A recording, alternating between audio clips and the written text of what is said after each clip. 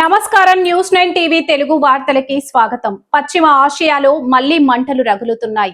యుద్ధ మేఘాలు కమ్ముకుంటున్నాయి. ప్రపంచ చమురు మార్కెట్లు ఊగిసలాడుతున్నాయి. కానీ భారత్ లో మాత్రం పెట్రోల్ డీజిల్ ధరలు యథాతథంగా ఉండటం ఇప్పుడు పెద్ద చర్చనీయాంశంగా మారింది. ఏప్రిల్ 6, 2026 ఉదయం 6 గంటలకు ఆయిల్ మార్కెటింగ్ కంపెనీలు తాజా ధరలను ప్రకటించగా దేశవ్యాప్తంగా సాధారణ పెట్రోల్ డీజిల్ ధరలో ఎలాంటి మార్పు లేదు. అంతర్జాతీయ మార్కెట్లో బ్రెంట్ క్రూడ్ ధర బ్యారెల్ కు $110 దగ్గరగా తిరుగుతున్నా మన దేశంలో ధరలు మాత్రం ఇప్పటికీ స్థిరంగానే కొనసాగుతున్నాయి. హైదరాబాద్ లో లీటర్ పెట్రోల్ ధర 107.46, డీజిల్ 95.70గా కొనసాగుతుండగా ఢిల్లీలో 94.77, ముంబైలో 103.50గా నమోదైంది.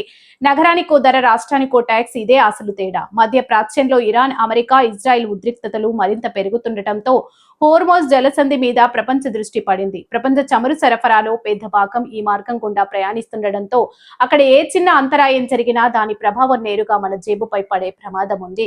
అగ్గికి గాలి తోడైతే మంట మరింత పెరుగుతుంది అన్నట్లు యుద్ధ ఉద్రిక్తతలకు తోడు ముడి చమురు ధరల పెరుగుదల మార్కెట్లో భయాందోళనను రేకెత్తిస్తుంది.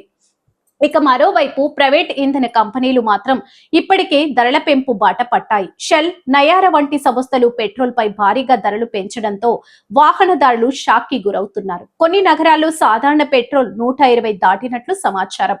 ప్రస్తుతం ప్రభుత్వ రంగ సంస్థలు ధరలను నిలిపి ఉంచుతున్నప్పటికీ ఈ పరిస్థితి ఇంకా ఎంతకాలం కొనసాగుతుంది అనేది ఇప్పుడు $1 మిలియన్ ప్రశ్నగా మారింది.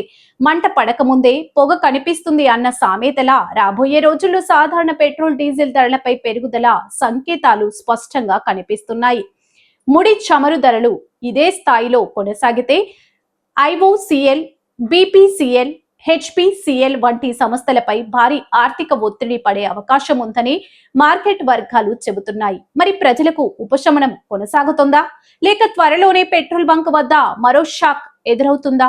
ఇదే ఇప్పుడు దేశవ్యాప్తంగా హాట్ టాపిక్. మరిన్ని అప్డేట్ వార్తల కోసం చూస్తూనే ఉండండి న్యూస్ 9 టీవీ తెలుగు. జై హింద్.